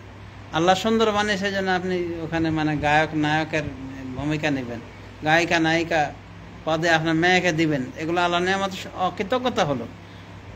তো ওই নেয়ামতটাকে আল্লাহর পথে ব্যয় করতে হবে। আল্লাহ যে পথে ব্যয় করাতে খুশি হন সে পথে, মানে মদ খাওয়া, গাঁজা খাওয়া, ওই আড্ডাবাজি করা, জোয়া খেলা, কনসার্ট করা ইত্যাদি, এগুলো অবৈধ কিছু করা যাবে না। এমনকি সিগারেটও যদি খান সেটা একটা অকৃতজ্ঞতা। কি লাভ? কোনো লাভ পেয়েছেন এ পর্যন্ত? বরং লস আর লস বলা হয়েছে, ওটা কি একবার নীরব মৃত্যু। এই জন্য দেখবেন যে রংপুরের ওই তামাক চাষে কেউ কোনো পোকামাকড় যায় না। এক আলেম ওই দিক দিয়ে যাচ্ছেন, বলছে এগুলো ক্ষেত ঘেরা নাই কেন, আর অন্যান্য ক্ষেত তো ঘেরাই। তো বলছে হুজুর এগুলো কোনো কিছুতে খায় না। বলছে কুকুরও খায় না? বলছে হ্যাঁ কুকুরও খায় না। ও শুয়োরও খায় না? বলছে শুয়োরও খায় না, কোনো কিছুতে খায় না হুজুর। তো বলছে কিসে তাহলে খায়? বলছে হুজুর এগুলো খায় কি মানুষে। তো যে জিনিসটা খায় না কুকুরে, যে জিনিস খায় শুকুরে, সেটাই খাবার মানুষে, আবার জর্দা আকারে কিছু হুজুরে। বুঝেছেন? তো আপনি একটা টাকাও যদি ব্যয় করেন হারাম পথে, ক্ষতির পথে, ওটাও আপনার জন্য অকৃতজ্ঞতা হলো। সুতরাং আপনি ধনসম্পদ পেয়েছেন, অপব্যবহার যা ইচ্ছা তাই করেন, এটা কিন্তু চলবে না। বরং আল্লাহর নির্দেশিত পথে, রাসূল সাল্লাল্লাহু নির্দেশিত পথেই আপনাকে ব্যয় করতে হবে। এই জন্য ফরজ যাকাত যদি হয়ে থাকে আপনার ধনসম্পদে, মানে আপনি 7.5 ভরি স্বর্ণের মালিক হয়েছেন, বা 595 গ্রাম স্বর্ণের মালিক হয়েছেন, রূপার মালিক হয়েছেন, বা এই পরিমাণ টাকার মালিক হয়েছেন, আপনাকে যাকাত দিতে হবে। যাকাত না দিলে এটা একটা ফরজে বোধ, পরকালে আপনাকে শাস্তির সম্মুখীন হতে হবে। স্বর্ণের যাকাত না দিলে হাদিসে বলা হয়, কোরআনে বলা হয়েছে যে ওগুলোকে আল্লাহ জাহান্নামের আগুনে গলিয়ে ওগুলো দিয়ে আপনার পেশাইতে, পার্শ্বে, পিঠে দাগ দিবেন, দাগ দেওয়ার ব্যবস্থা করা হবে। আর বলা হাযা মা কানাজতুম লিআনফুসিকুম, এটাই সেই সম্পদ যা তোমাদের জন্যে পঞ্জীভূত করে রেখেছিলে যাকাত না দিয়ে। ফাযুকু মা কুনতুম তাকনিজুন, সুতরাং তোমরা যা জমা করেছিলে এর এখন স্বাদ গ্রহণ করো। কোরআনে সূরা তওবার ভিতরে আল্লাহ ভাই বলছেন, আল্লাহর কথা কি মিথ্যা? তার মানে নিশ্চিত শাস্তির সম্মুখীন হওয়া লাগবে যদি যাকাত না দেওয়া হয়। হজে যাওয়ার সামর্থ্য আছে, টাকা পয়সা আছে, হজ না করে আপনি মারা গেলেন, তার মানে কি আপনার জীবনটাকে আপনি আশঙ্কাযুক্ত করে চলে গেলেন। কবরে আপনার জবাব দিতে হতেই হবে অবশ্যই, যে কেন তুমি হজে যাওনি, এত টাকা ইনকাম করলে হজে কেন তুমি গেলে না। সুতরাং যদি হজে যাওয়ার সামর্থ্য থাকে, বিষয়টা ছোটোখাটো বিষয় না। আপনি কবিরা গুনাহ করে মারা যাবেন যদি এই হজ না করে যান। এমন কোমরের খত্তাব থেকে একটা বড় ধমকি এসে উনি বলছেন, যার টাকা পয়সার সামর্থ্য থাকার পরও, মানে হজে যাওয়ার সামর্থ্য থাকার পরও যায় না, সে ইহুদি হয়ে মরুক বা খ্রিস্টান হয়ে মরুক, কোনো পরোয়া নাই, কোনো আসে যায় না। তো এটা রাসূল সাল্লাল্লাহু আলাইহি ওয়াসাল্লাম থেকেও মানে বর্ণিত হয়েছে, তবে এটা বিশুদ্ধভাবে বর্ণিত হয়নি। তাই ভাগ্যটা ভালো একটু যারা হজে যায়নি। মানে ইহুদ খ্রিস্টান বলা যাবে না, তবে উমর বিন খাত্তাব থেকে অনেকে মনে করেন, কিছু কিছু ওলামা করেন যে উনি এটা বলেছেন। হজ করার সামর্থ্য থাকার পরে যারা জানে তাদের ক্ষেত্রে এটা বলছেন যে ওই ইহুদি হয়ে মরুক, খ্রিস্টান হয়ে মরুক, সমস্যা নাই, যেহেতু হজ করেনি। তাহলে ধনসম্পদের সদ্ব্যবহারের ভিতরে এটাও রয়েছে যে আপনি সামর্থ্যবান হয়েছেন ধনসম্পদের মাধ্যমে, আপনি হজ করে আসবেন। শারীরিকভাবে সামর্থ্য আছে কিন্তু ধনসম্পদের সামর্থ্য নাই, তাহলে আপনার হজ করা লাগবে না। ধনসম্পদটা হলো আসল। শারীরিকভাবে যদি আপনি অসুস্থ হয়ে থাকেন, কিন্তু ধনসম্পদ আছে হজে যাওয়ার মতো, আপনি আর একজনকে দিয়ে আপনার পক্ষ থেকে বদলি হজ করাবেন, মানে অসুস্থ হয়ে রয়েছেন বা অনেক বার্ধক্যে পৌঁছে গিয়েছেন, হজে যাননি, তো আপনাকে হজ করাতে আর একজন দিয়ে, যদি নিজে না পারেন। কিন্তু হজ মাপ নাই। ধনসম্পদ শুধু ইনকাম করলেই হবে না, এটা সঠিক ব্যয় করতে হবে। সঠিক ইনকাম যেমন করতে হবে সঠিক পন্থায় এটাকে ব্যয়ও করতে হবে। তো সমাজ শুদ্ধি আল্লাহর শুকর নেয়ামত নিয়ে অনেক আলোচনা করলাম। এরপরে যে আলোচনাগুলি ছিল অনেক লম্বা, তো যাই হোক সময় এখনো খানা আসেনি নাকি? আচ্ছা ঠিক আছে, তাহলে ওগুলো শর্টে শেষ করে দিই। এরপরে 4টা জিনিস একটা নেই কিন্তু এতক্ষণ আলোচনা হলো। এরপরে নিয়ম হলো যে এরপরে যেটা করণীয় সেটা হলো যে আল্লাহর জিকির থেকে কখনো গাফিল থাকা যাবে না। আল্লাহর জিকির করতে হবে। লাভ কি আর লস কি? লাভ হলো ফাজকুরুনি আযকুরকুম। আল্লাহ বলছেন তোমরা আমার জিকির করো, আমি তোমাদের জিকির করব। জিকির মানে স্মরণ, আমাকে স্মরণ করো, আমি তোমাদের স্মরণ রাখবো। মানে আল্লাহ তো স্মরণ বিচ্যুত হন না। তারপরে বলছেন যে তুমি যদি জিকির করো আমি তোমার জিকির করব। মানে আমাকে স্মরণ করবে, আমি তোমাকে স্মরণ করবো, মানে তোমাকে আমি কখনোই ভুলে যাওয়া ব্যক্তির মতো আচরণ করব না। তোমাকে সবসময় আমি কি আমার টেক কেয়ারে রাখবো। আরেকটা লাভ হলো কি, জিকিরের মাধ্যমে শয়তান থেকে হেফাজত হওয়া যায়। এবং মুসনাদ আহমদ হাদিসে বলা হয়েছে যে ওই জিকিরকারী ব্যক্তি ওই ব্যক্তির মতো যাকে শয়তান শত্রু তাড়া করেছে, আর সে একটা বড় একটা বিল্ডিংয়ে, সরম্য প্রাসাদে, মজবুত বিল্ডিংয়ের ভিতরে লুকিয়ে দরজা বন্ধ করে দিয়েছে। তো শত্রু থেকে যেমন সে দরজা কপাট বন্ধ করে দেওয়ার মাধ্যমে নিরাপদ হয়, শক্ত দরজা কপাট বন্ধ করে দেওয়ার মাধ্যমে নিরাপদ হয়, ঠিক জিকিরের মাধ্যমে ওই ব্যক্তি নিরাপদ থাকে। কারণ আপনি জিকির আজকার করেন, আপনাকে আল্লাহ শয়তান থেকে হেফাজত করবেন। এবং আল্লাহ রব্বুল আমিন আপনার জিকির করেন মানে কি, আপনাকে আল্লাহ স্মরণ রাখবেন, মানে আল্লাহ রব্বুল আমিন সবসময় আপনার বিষয়টি তার নিকট গুরুত্বের সাথে থাকবে। তাহলে জিকির করতে বলা হয়েছে।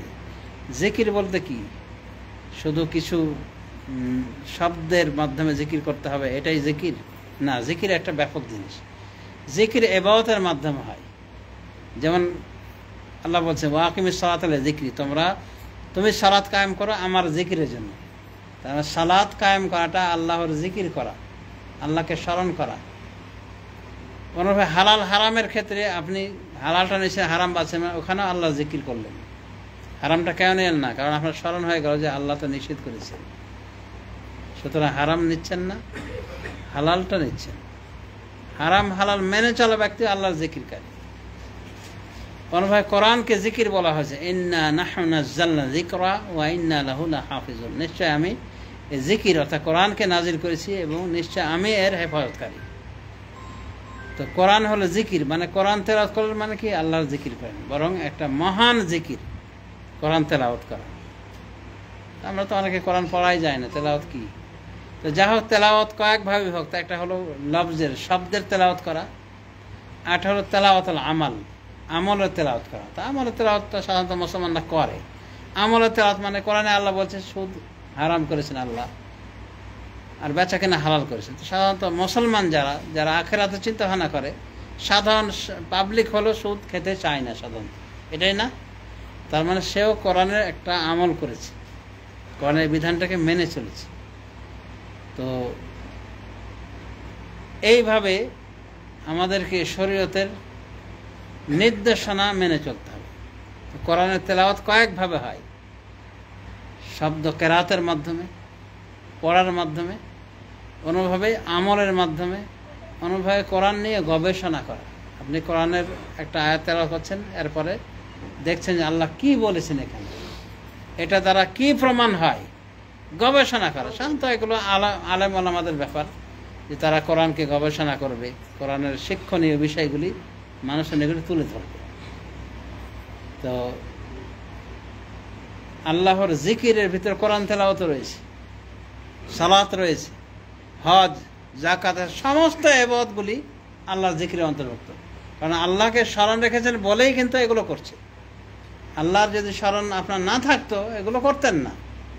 একজন হারামখোর, সে আল্লাহকে কিন্তু স্মরণ করেনি,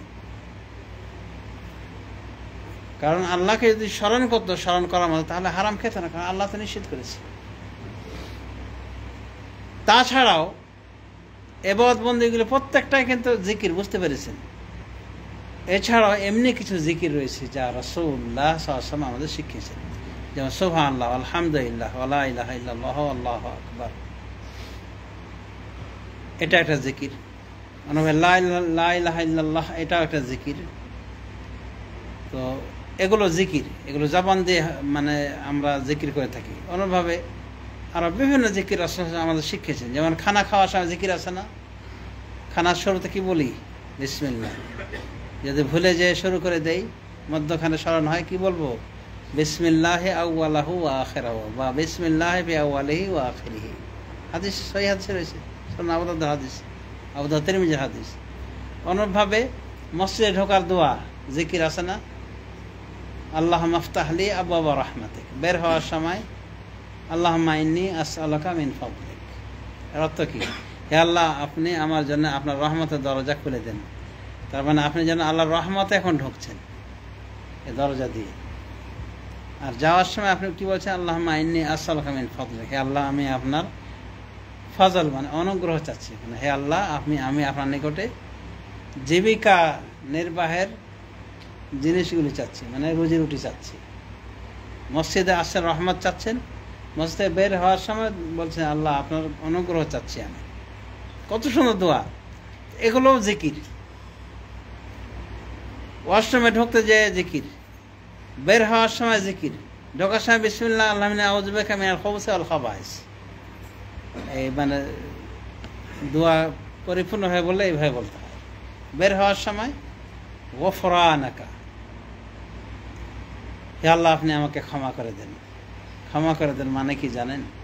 আপনি এটা গুনার কাজ করলেন, এই যে পেশাব পায়খানা করে, আযযাকুমুল্লাহ, গুনার কাজ করেছেন, আল্লাহ আপনি মাফ করে দেন। কেন বলা হলো? এটারও যদি আপনি রহস্য শুনেন, সুবহানাল্লাহ, আপনি হতভম্ব হয়ে যাবেন। কেন এই জিকির রাখা হয়েছে? পেশাব পায়খানা পরে গফরানাকা কেন বলা হয়? গফরানাকা মানে কি? হে আল্লাহ, আমি আপনার মাফ চাইতেছি, ক্ষমা চাইতেছি। ওলামায়ে দ্বীন গবেষণা করেছেন যে এটা কি গুনার কাজ যে ক্ষমা চাইবে? ক্ষমা চাওয়ার রহস্যে দুটো কথা বলেছেন। একটা হলো যে অন্যান্য যেমন নেয়ামত, খাদ্য গলদ করা, খাওয়া, গলায় হজম হওয়া, পেটে হজম হওয়া যেমন একটা নেয়ামত, ঠিক একটা বের হওয়াটা আল্লাহর নেয়ামত। এগুলো যদি হজম না হতো কি অবস্থা হতো? আমরা পেটটা ফুলে হাঁড়ি হয়ে যেত, ঢোলের মতো হয়ে যেত। তখন ডাক্তার, কোথায় এমবিবিএস ডাক্তার, কোথায় MD doctor, Japan, France, London, Britain টাকা পয়সা থাকলে তো যেতেন, হলে পেট ফেলে এমনি মারা যেতেন। এটা একটা নেয়ামত না? নেয়ামতের শুকরিয়া এখন করার দরকার নাই?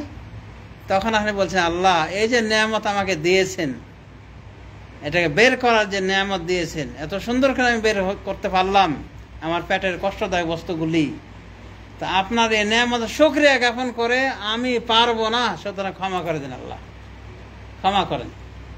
আর একটা হলো যে আপনি তো জিকির, মুমিন হিসেবে জিকির আছে করার দরকার সবসময়, কিন্তু এই সময়ের জন্য জিকির করা কিন্তু নিষেধ। তখন আমি বলছি আল্লাহ এই যে কিছুক্ষণ সময় ধরে আপনার জিকির করতে পারেনি, সুবহানাল্লাহ, আলহামদুলিল্লাহ, ওয়া লা ইলাহা ইল্লাল্লাহ, আল্লাহু আকবার, বা সুবহানাল্লাহ ওয়া বিহামদিহি সুবহানাল আযীম, এই যে বিভিন্ন জিকির একটা মুমিনের উচিত যে অবসর টাইমে এগুলো চালু রাখবে। তো এটুকু সময় তো এটা করা যায় না, তাহলে আল্লাহকে বলেন আল্লাহ আমাকে মাফ করে দিন, এটুকু সময় আমি জিকির করতে পারিনি আপনার, সুবহানাল্লাহ। এটুকু সময় যদি মাফ চাওয়া হয়, তাহলে এই যে এত লম্বা সময় আমরা এমনি কাটে তারে নারে করে। এক ভাইকে বলছে কি করেন ভাই? টাইম পাস করছি, তাস খেলে টাইম পাস করছে, গান শুনে টাইম পাস করছে। এমনও আছে খবিশ আত্মার ফজরের নামাজ না পড়ে ডিউটিতে গিয়েছে, ডিউটিতে গিয়ে গান শুরু করেছে, মানে ওর প্রথম কাজটা হলো গান শোনা। নাউযুবিল্লাহ মিন যালিক। সমাজ শুধু তাহলে রহস্যটা খেয়াল করে দেখেন যে পেশাব পায়খানা বের হয়ে আসছে গোফরানাকা বলছে, কেন গোফরানাকা বলছেন তার রহস্যটা খুঁজে দেখেন। আর এখান থেকে বুঝে দেখেন যে আপনার করণীয় অ্যাজ এ মুসলিম আপনার কি কাজ করা উচিত। আপনি সময়টাকে কাজে লাগাবেন, হয়তো কোনো কিছু না করে সময়টা কাজে লাগানোর চেষ্টা করবেন। নবী প্রত্যেকটি বৈঠকে এক হাদিসে আসে দিনে উনি 70 বার করে আল্লাহর কাছে ক্ষমা চাইতেন, আর এক হাদিসে এসে তিনি 100 বার করে ক্ষমা চাইতেন, উভয়টাই সহিহ হাদিসে এসেছে। আবার আরেক বর্ণনা আছে প্রত্যেকটা বৈঠকে তিনি, সাহাবারা বলছে আমরা গণনা করে দেখেছি, তিনি বলতেন রব্বিক ফিরলি ওয়াতুব আলাইয়া ইন্নাকা আনতাত তাওয়াবুর রহিম। আর বর্ণনা আছে রব্বিক ফিরলি ওয়াতুব আলাইয়া ইন্নাকা আনতাত তাওয়াবুল গফুর। এটা বলতেন 100 বার করে একটা বৈঠক। তবে এখন যে একটা আমরা বৈঠক করছি, এখানেও রাসূল সাল্লাল্লাহু আলাইহি ওয়াসাল্লাম এতবার করে তাসবিহ জপন করতেন, এতবার করে ইস্তেগফার করতেন। আজ আমরা কোথায়? রাসূল কোনো গুনাহ নাই, আল্লাহ তাআলা সব মাফ করেছে আগের পরে, তারপরও তওবা ইস্তেগফার করছে, আর আমরা গুনাহগার হয়েও কোনো খবর নাই। আমাদের জবানটা এতটাই ভারী জিকির আজকারের ক্ষেত্রে। হ্যাঁ, কিন্তু গান, বিভিন্ন গান মনে চলে আসছে, রিংটোন হিসেবেও আমরা গান ব্যবহার করি অনেক সময়। আরে নামাজ পড়তে গিয়েও রিংটোন গান আছে, এমন গান শুরু হয়েছে সারা মুসল্লি অস্থির। খোঁজ নিয়ে দেখেন এটা বাঙালি অথবা হিন্দি, মুখ মাফি, মানে ও আল্লাহর মুসল্লি হওয়ার সুযোগ পেয়েছে, কিন্তু শয়তানের দাস হওয়া আর দিতে সে ছাড়তে পারেনি। গান কেন? কেন তোমার গান? তোমার মোবাইলে গান কেন থাকবে? মানুষ তোমার মোবাইল রিসিভ করলে কেন গান শোনাও তুমি? এটা কি নেকির কাজ? আসলে দেখবেন যে পাপিষ্ঠ হৃদয়ের, সে চায় সারা পৃথিবীর মানুষ পাপ করুক। একটা বেশ্যা মহিলাও চাইবে সারা পৃথিবীর মানুষ বেশ্যা হয়ে যাক, এই জন্য এরকম হয়ে থাকে। গানটা তো নিজে শুনলেও পারে, এটা শোনা তো অন্যায়, নিজেই শুনলেও পারে, ওরকম সাউন্ড দিলে পারে।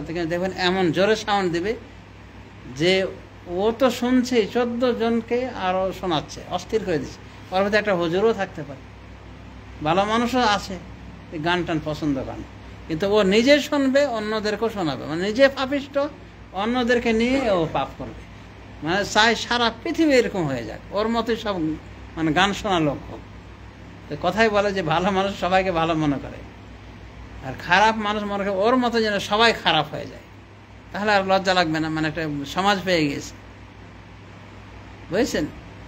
তো সমাজ শুদ্ধি আল্লাহর জিকির একটা গুরুত্বপূর্ণ। এবং লক্ষ্য করে দেখেন যে বিশেষ করে এই জবানের জিকিরটা কত মূল্যবান।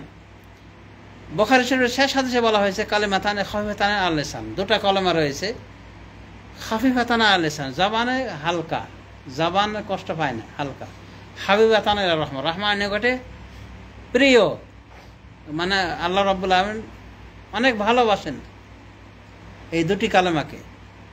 সাকিলাতানে ফিল মিজান, মিজানের পাল্লায় অনেক ভারী, মানে মিজান ভরে যাবে, ভারী হয়ে যাবে, মিজানের পাল্লা ভারী হয়ে যাবে। সে দুটি কলমা কি? সুবহানাল্লাহি ওয়া বিহামদিহি সুবহানাল্লাহিল আযীম, সুবহানাল্লাহি ওয়া বিহামদিহি সুবহানাল্লাহিল আযীম। বলতে সময় লাগে? কিন্তু আমরা বলি, অনেকে জানি, বলবো কি জানিও না। শিখে নেওয়া উচিত। সুবহানাল্লাহ ওয়া বিহামদিহি সুবহানাল্লাহ আযীম, দুটো কালেমা জবানে হালকা, মিজানের পাল্লায় ভারী, রহমানের অনেক প্রিয়। তো বললাম মিজানের পাল্লা ভারী করার দরকার নাই, মানে আমাদের যে আমলের যে ওজন হবে সেটার পাল্লা ভারী করার জন্য এই দুটি কালেমা অনেক জরুরি। তো জবান দিয়ে আমরা আল্লাহর জিকির আজকার করতে পারি। অনুভাবে তো জিকিরের ভিতরে বললাম যে ব্যাপক জিকিরের ভিতরে সমস্ত এবাদত রয়েছে। এবাদতগুলো করা মানে আল্লাহকে আপনি জিকিরে রাখলেন, আল্লাহকে স্মরণে রাখলেন, তখন আল্লাহ কি আপনার সাথে ওরকম ব্যবহার করবে। আল্লাহ রাব্বুল আলামিন আপনার বিপদে আপদে সর্বসময়ে সর্বপ্রকার প্রতিকূল মুহূর্তে আল্লাহ আপনার হেফাজত করবে, হেফাজতের দায়িত্ব নেবেন। তাহলে জিকির করা, আল্লাহর জিকির করতে হবে, এতে করে ফায়দা হলো আমাদেরই। এবং দেখেন জিকির কত বড় ইবাদত, গুরুত্বপূর্ণ ইবাদত, যে মরণের পরে যখন আল্লাহ জান্নাতের ফায়সালা করে দেন, জান্নাতে জান্নাতীরা থাকবে, ওখানে কোনো নামাজ রোজা হজ যাকাত কোনো কিছু নাই, কোনো ইবাদত নাই, কিন্তু একটি ইবাদত থাকবে, যে ইবাদতটি সমস্ত মুমিন করবে এবং এটা করতে তারা মোটেও মানে ক্লান্ত হবে না, মানে কষ্ট অনুভব হবে না। এমনি তাদের জবান দিয়ে বেরিয়ে আসবে, যেভাবে তারা শ্বাস নিঃশ্বাস বের করে, অজান্তে বের হচ্ছে না আমাদের শ্বাস নিঃশ্বাস। যারা সুস্থ, কিন্তু যারা রোগী তাদের তো শ্বাস নিঃশ্বাসের জন্য ইয়ার ব্যবস্থা করা, আইসিইউর ব্যবস্থা করা হয়, কিন্তু এমনি যে আমরা শ্বাস নিচ্ছি কোনো সমস্যা হচ্ছে? কোনো সমস্যা নেই। তো রাসূল সাহেব বলছেন, এই সহিহ হাদিসে পাওয়া যায় যে জিকিরটা শুধু বাকি থাকে, মানে মুমিনরা জান্নাতে কি করবে? জিকির আজকার করবে।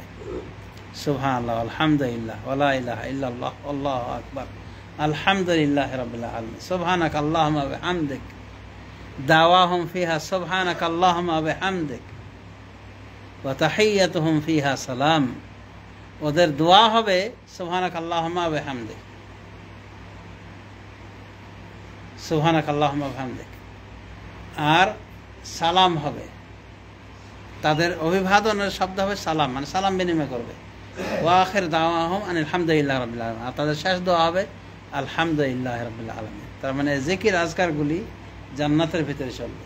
তার মানে এটা জান্নাতি ইবাদত, জান্নাত পর্যন্ত থাকবে। কিন্তু এই জিকিরটার প্রতি আমাদের অনীহা, জিকির আমরা করি না, আমরা বাঙালি। কিন্তু আরবিতে লক্ষ্য করে দেখেছি তাদের অবসর সময়টাকে, বিশেষ করে যারা মুসল্লি টাইপের, মতোয়া টাইপের, দেখবেন জিকির আজকার করছে, সেখানে এলে গাড়ি দাঁড়িয়ে আছে, ওই সময়টুকু সুবহানাল্লাহ, আলহামদুলিল্লাহ, লা ইলাহা ইল্লাল্লাহ, আল্লাহু আকবার, বা রাসূলের উপর দরুদ পাঠ করছে, আল্লাহুম্মা সাল্লি আলা মুহাম্মদ ওয়া আলা আলি মুহাম্মদ, সুবহানাল্লাহ ওয়া বিহামদিহি সুবহানাল্লাহ আযীম। আর যত বাঙালি দেখবেন বেশিরভাগ গান জুড়ে দিয়েছে, বা গির গির গির গির গির গির বউর সাথে। আবার অনেক আছে ভাবির সাথে, বউর সাথে কথা কম বলে, ভাবির সাথে বেশি কথা বলে টেস্ট পায়। নাউযুবিল্লাহ, আল্লাহ হিদায়াত করুক। এই জন্য একটা প্রবাদ বাক্য আছে যে কুল্লুন নিসায়ে জামিআত ইল্লা যাওজাতি, সমস্ত মহিলারা সুন্দরী শুধু আমার বউ বাদ দিয়ে। এরকম কিন্তু অনেক সময় হয়েছে, কারণ বেশি বেশি ইউজ করাতে অনুভূতি শেষ হয়ে গেছে। আর বিশেষ করে যারা চোখ এদিক ওদিক ঘোরায়, ওদের নিকটে এটাই হয়, যত সুন্দরী বউ থাকে ওর বাড়িতে দেখবে যে ওগুলোই বেশি সুন্দরী লাগে। তো একজন বলেছিল যে এই রুচির মানুষগুলিকে যদি সারা পৃথিবীর মহিলার সাথে বিয়ে দেওয়া হয়, তখন বলবে যে সমস্ত মহিলাই কি খারাপ, নেড়ি কুত্তাটাই বেশি সুন্দর লাগবে। নাউযুবিল্লাহ। তো কথা হলো যে আপনি আল্লাহর নেয়ামতের শুকরিয়া করবেন এবং আল্লাহ রাব্বুল আলামিনের জিকির করবেন, এবং আল্লাহ রাব্বুল আলামিনকে জিকিরে রাখলে দেখবেন যে আপনার জিকির আল্লাহ করেন, মানে আল্লাহ আপনার বিশেষভাবে টেক কেয়ার নেবেন। আর একটা হলো যেটা আমাদের জানা ওয়াজিব, করণীয় ওয়াজিব, সেটা হলো যে আমরা তওবা ইস্তেগফার করব, আল্লাহর নিকটে পানাহ চাইব। আর আমরা পানাহ চাইলে কি হবে, লাভটা কি? ওয়ামা কানা আল্লাহু মুআযযিবাহুম ওয়া হুম ইস্তাগফিরুন, আল্লাহ বলছে ওদেরকে আল্লাহ আযাব দিবেন না যতক্ষণ পর্যন্ত তারা ইস্তেগফার করবে, মানে ক্ষমা চাইবে। মক্কাবাসীরা মুশরিক হওয়ার পরে, পত্তলিক হওয়ার পরে, মূর্তি পূজারী হওয়ার পরে আল্লাহ কিন্তু ওদেরকে ব্যাপক আকারে শাস্তি দিয়ে শেষ করেননি। কারণ মক্কার মুশরিক কারা? আবু জাহাল অথবা সাইবা, এরাই তো, এরা মূর্তি পূজা করত, পাশাপাশি আল্লাহরও ইবাদত। আল্লাহ নিকটে দোয়া করত, আবার মাফ চাইত, আল্লাহ মাফ করে দাও, আল্লাহ মাফ করে দাও, আস্তাগফিরুল্লাহ আস্তাগফিরুল্লাহ, মানে ইস্তেগফার করত। আল্লাহ বলছে ওমা কান আল্লাহ মুআযযিবাহুম ওয়া হুম ইস্তাগফিরুন, আল্লাহ ওদেরকে ব্যাপক শাস্তি দিবেন না অথচ তারা কি ইস্তেগফার করছে। তো মুশরিককেও যদি আল্লাহ বড় শাস্তি থেকে রক্ষা করেন, মানে আসমানে কোনো গজব দেননি বা ব্যাপক বিপদ দেননি, যেমন অতীতে নূহ আলাইহিস সালামের কওমকে পুরো ডুবিয়ে মেরেছেন না, মহাপ্লাবন দিয়ে করেছেন না, এমনকি নিজের ছেলেটাও শেষ হয়েছে, কাফের ছেলেটাকে আল্লাহ কি শেষ করে দিয়েছেন মহাপ্লাবনে। অনুভবে ফেরাউনকে ডুবিয়ে মেরেছেন না, লোহিত সাগরে ফেরাউনের সাঙ্গপাঙ্গ সবাইকে ডুবিয়ে মেরে ফেললেন না। এইভাবে মানে এক ব্যাপক শাস্তি দিয়ে আল্লাহ রাব্বুল আমিন এই উম্মতের কাউকে ধ্বংস করেননি। মানে আল্লাহ রসুলের ওরাও কিন্তু উম্মত, কাফের যারা, কিন্তু ওরা উম্মত দাওয়া, ওরা দাওয়াতের উম্মত, মানে ওদেরকে দাওয়াত দিয়েছেন নবী সাল্লাল্লাহু আলাইহি ওয়াসাল্লাম, সেই হিসেবে তারা উম্মত। আর উম্মতুল ইস্তেজাবা যারা আল্লাহ নবীর দাওয়াতকে কবুল করে মুসলিম হয়েছে, তারাকে উম্মতুল ইস্তেজাবা বলা হয়, মানে মুসলিম উম্মত বলা হয়। আর ওরা হলো কাফের উম্মত। তো কাফের উম্মতকে আল্লাহ রাব্বুল আমিন ওই মুশরিকগুলিকে, মক্কা মুশরিকগুলিকে আল্লাহ শাস্তি দেননি, ব্যাপক শাস্তি দেননি, অর্থাৎ আসমানে কোনো গজব দেননি বা মহাপ্লাবন দিয়ে ডুবিয়ে মারেননি, কারণ তাদের একটা চরিত্র ছিল ইস্তেগফার করতে। একটা মুশরিককেও আল্লাহ ইস্তেগফারের কারণে রক্ষা করেন। তো সেই হিসেবে যদি আপনি মুসলিম, আল্লাহর কাছে যদি সবসময় ইস্তেগফার করেন, আস্তাগফিরুল্লাহ আস্তাগফিরুল্লাহ আস্তাগফিরুল্লাহ আস্তাগফিরুল্লাহ ওয়া আতুবু ইলাইহি, তো আল্লাহ আপনাকেও শাস্তি দেবেন না, বরং শাস্তি থেকে আপনাকে রক্ষা করে নেবেন। তাহলে ইস্তেগফার করলে আপনি শাস্তি থেকে রক্ষা পেয়ে যাবেন। এটা কয় নম্বর হলো ইস্তেগফার। আর ইস্তেগফারের শর্ট দোয়া হলো আস্তাগফিরুল্লাহ আস্তাগফিরুল্লাহ আস্তাগফিরুল্লাহ। এটা বলতে পারবেন না? আস্তাগফিরুল্লাহ মানে কি আমি আল্লাহর কাছে ক্ষমা চাচ্ছি। এখানে আবার কেউ আছে উল্টা করে বলে আস্তাগফিরুল্লাহ বলে। আস্তাগফিরুল্লাহ মানে কি আল্লাহর কাছে আমি কাফের হওয়া চাচ্ছি, নাউজুবিল্লাহ।